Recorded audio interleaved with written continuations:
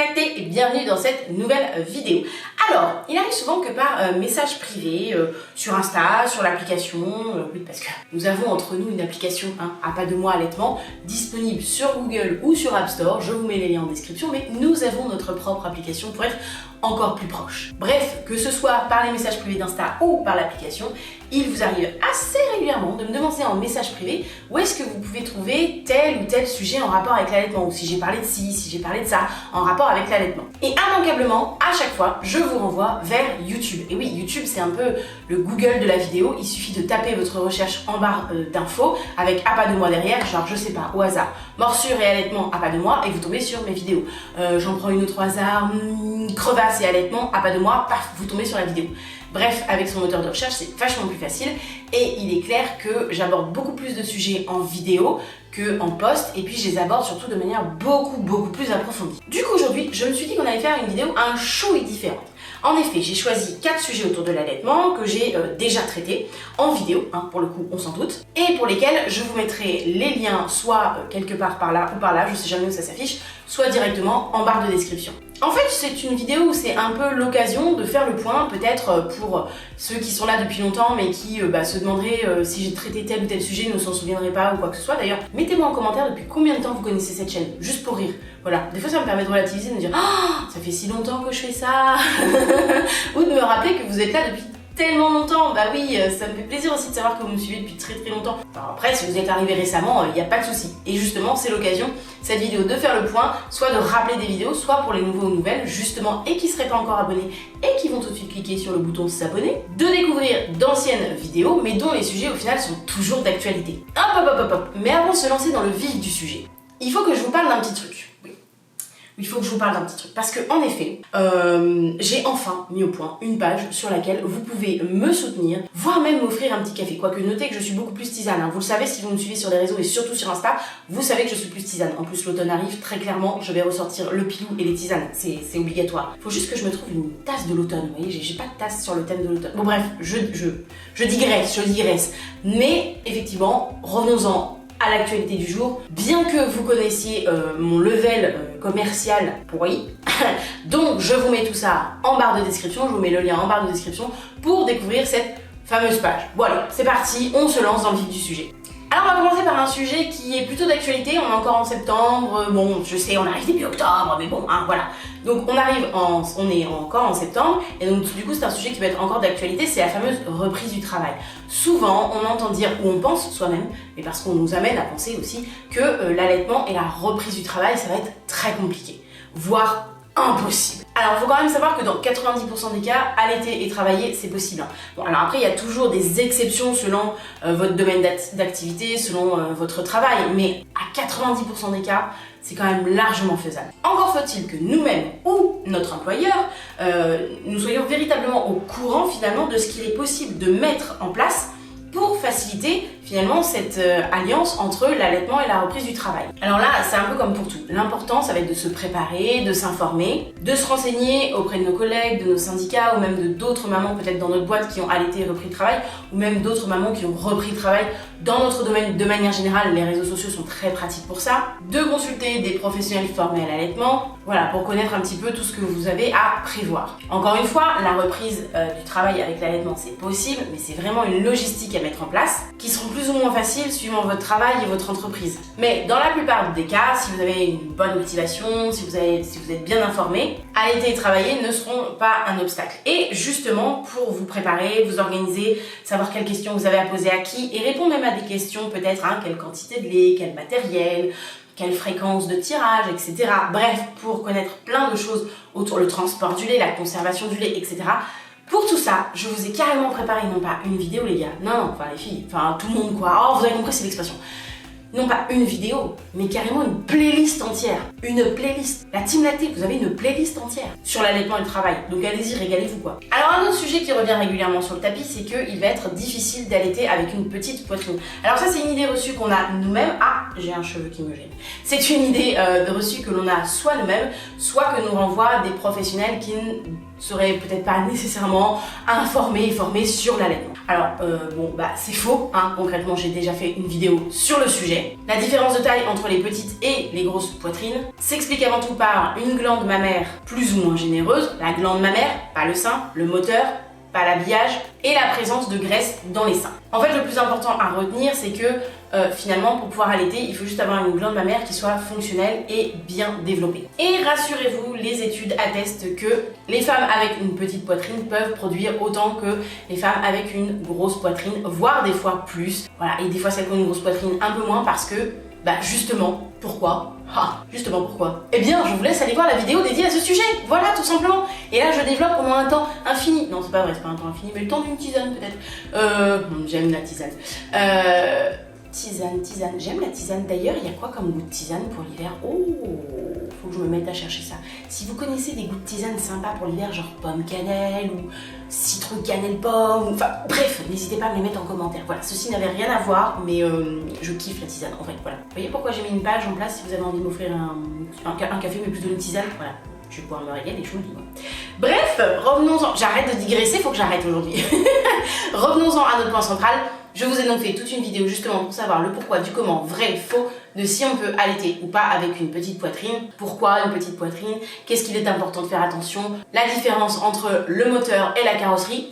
Vous penserez à moi, allez voir la vidéo. Et donc comme ça, je réponds à toutes ces questions-là dans cette vidéo. Et on enchaîne avec un autre sujet qui est très répandu. L'allaitement ne laisserait pas de place aux coparents. Ah mon Dieu, cette idée reçue, elle est... Hein, voilà. En même temps, je vais vous dire, c'est une idée reçue, mais je vais pas vous mytho, hein. Nous, on l'a eu, hein. Avant qu'on ait Moshi, donc notre premier enfant, hein, notre grand garçon qui a maintenant, je suis une mauvaise mère, 7 ans. Enfin, un truc comme ça. Quel âge il a ? Bon, bref, j'ai un truc de mémoire.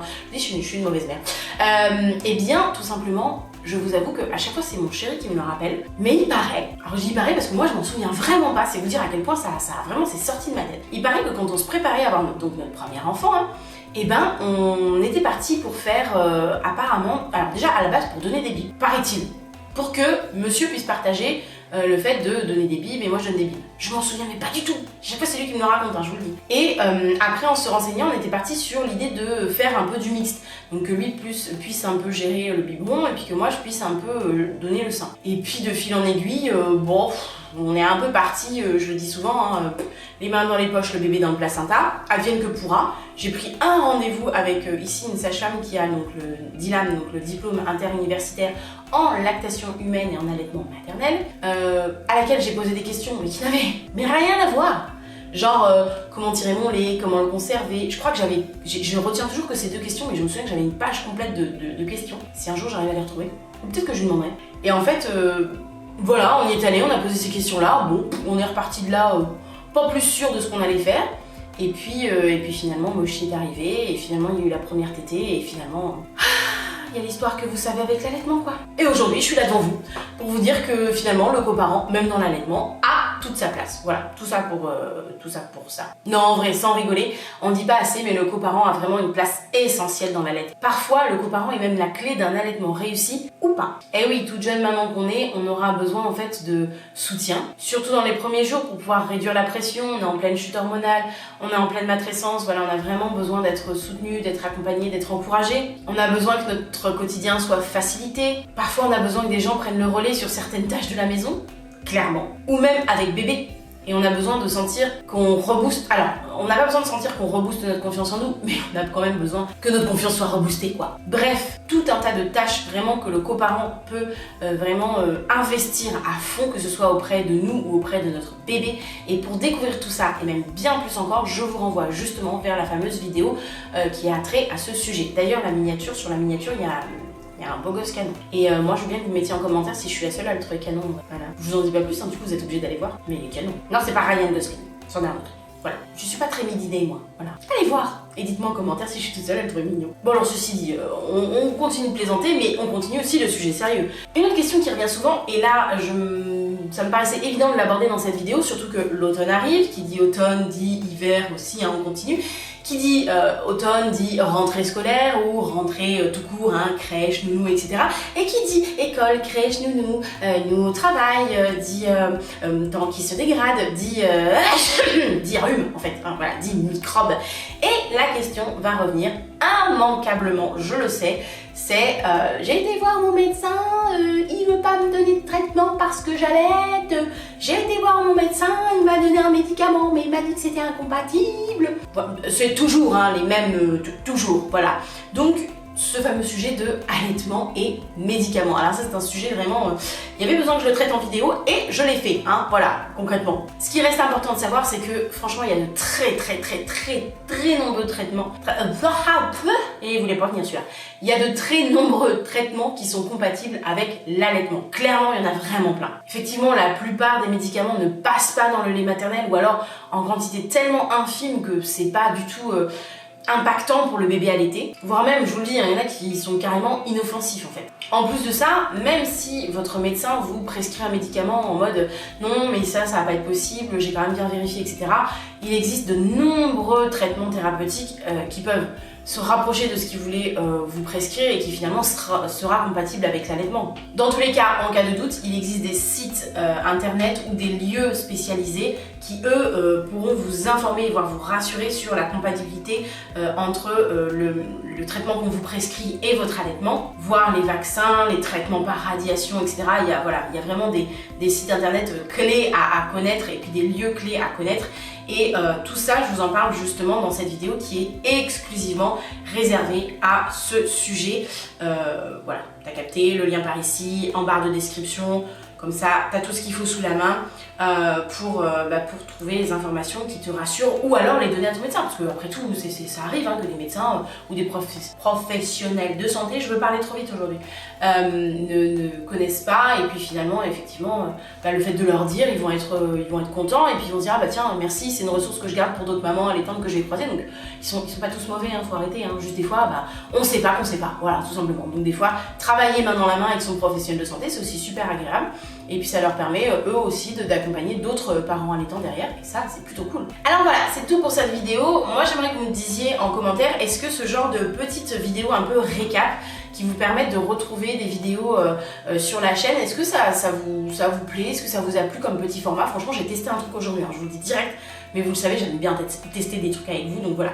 Non, pas tout non plus, mais j'aime bien tester des trucs vidéo quoi. Bon, bref, on va s'en mêler là, vous m'avez compris. Donc dites-moi en commentaire si ce genre de petite vidéo récap vous a plu, si ça vous aide, ça vous permet de revoir peut-être des vidéos que vous aviez oubliées.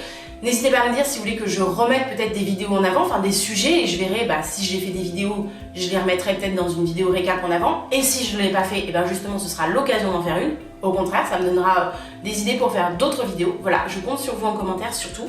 Moi, je vous fais de gros bisous, je vous souhaite une belle voie lactée et je vous dis non pas à la prochaine vidéo comme d'habitude, mais à mercredi. Et oui, à partir de maintenant, tout de suite, on se retrouvera tous les mercredis pour une nouvelle vidéo, un format que je vous laisserai découvrir mercredi. Quoique celles qui me suivent sur Insta en ont déjà entendu parler. Mais du coup, moi, je vous dis non pas à la prochaine vidéo, mais à mercredi sans faute. Pour l'heure, je ne sais pas encore, donc un conseil, suivez-moi sur Insta, ça vaut mieux. Voilà, je vous fais des gros bisous et je vous dis donc à mercredi, nombreux et nombreuses j'espère. Ciao!